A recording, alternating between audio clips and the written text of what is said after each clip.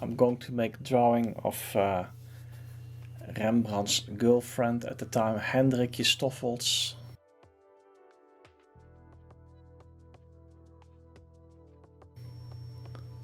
I think I downloaded this image from the Met Museum, and I'm starting with the eye.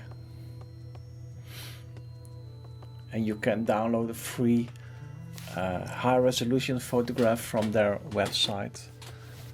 And here I am hatching and accentuating certain things.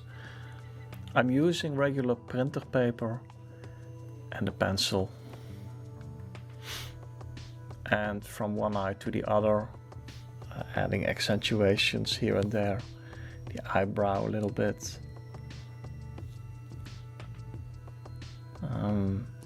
I don't want to make it a drawing with too much work on the tonal values. I want to keep it light in a certain way.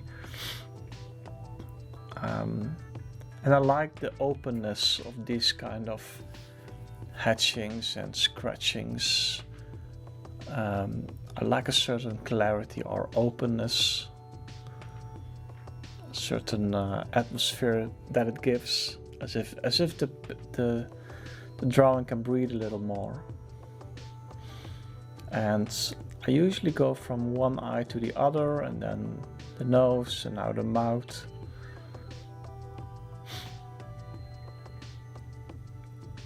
It's a very endearing portrait that Rembrandt made of his girlfriend, who was much younger than he was at the time, I believe.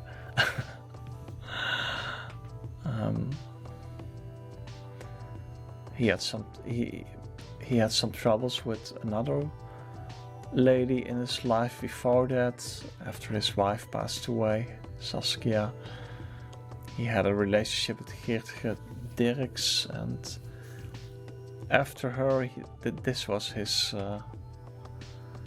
girlfriend, Hendrickje Stoffels, and she was with him when he went through bankruptcy and so on.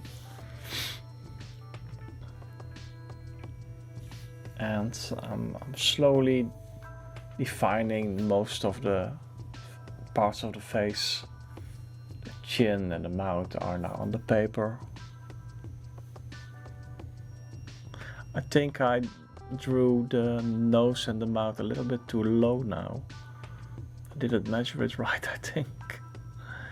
Should have been a little higher. I should make these videos earlier at the day. It's 1:30 at night now, as I'm talking, but I made this half an hour ago, I think. But a little bit of hatching in the hair and around her face to define her face more or less. So by adding a dark background, you can get this little clair-obscur effect. But it's not really clair-obscur because the drawing is quite light, but I tried to get some darks and lights in them anyway.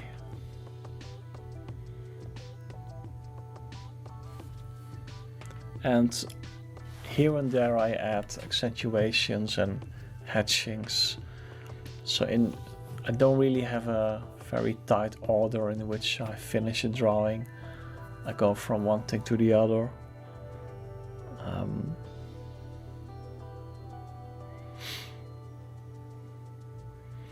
I'm trying to preserve that openness in the lines and the hatchings.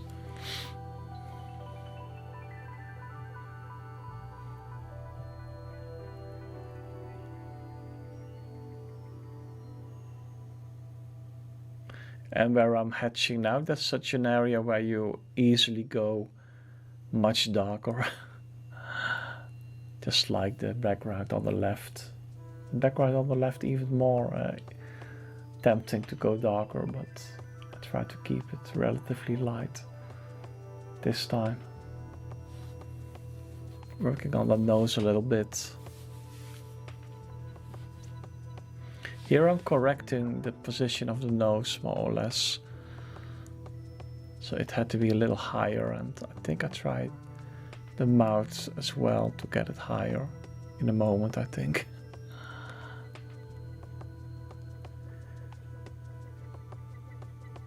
Adding some tonal value here and there. That's also important. But one has to look out when you keep a certain drawing light that you do not make one detail too dark with tonal values, because then you end up doing all of the drawing that way, because otherwise the drawing becomes unbalanced. So when you want to keep a drawing relatively light, you have to think about it a little bit. I have to do that because I have a more or less a habit. Oh, now I'm correcting the nose quite a lot and the mouth now. So I'm just going through the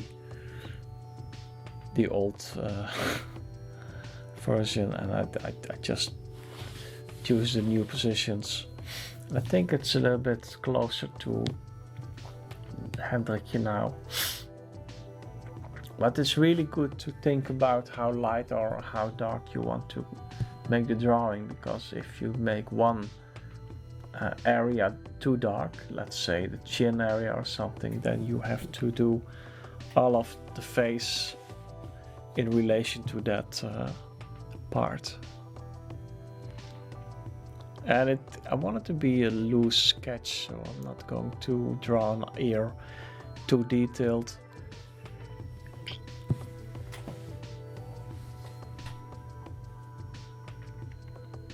Adding some surrounding hatchings to give it some more atmosphere.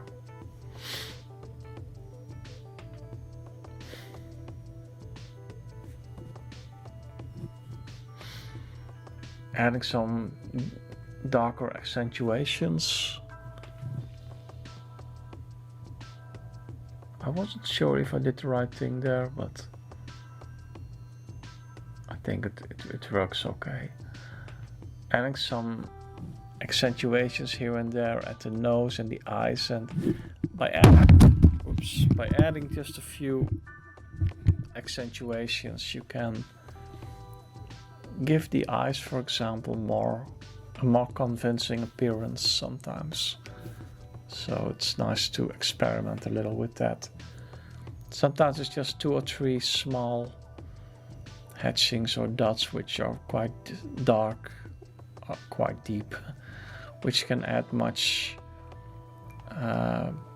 clarity to it and a better appearance, or get the emotion better of the drawing.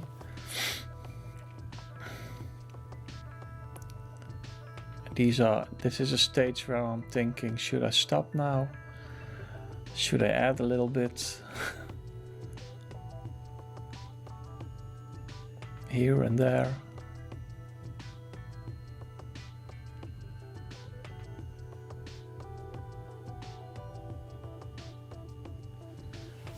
And I tried to keep the hatchings in a certain lightness, in a certain, I would almost say, transparency or something. So there's a certain openness in these hatchings. I try to, there are certain angles in them. Perhaps you can see that, and yeah. And when you use a certain kind of hatching, I try to keep it in that kind of hatching. So there's a certain variation within the hatchings that I make. But when I'm making a drawing, I want to keep the hatchings of a certain kind. And sometimes you don't know beforehand what kind of hatching that will be, but by the time you are finishing a drawing or halfway through, then you notice. Anyway, thank you for your attention, and stay tuned for more drawings on this channel. Subscribe or comment, like. Thank you.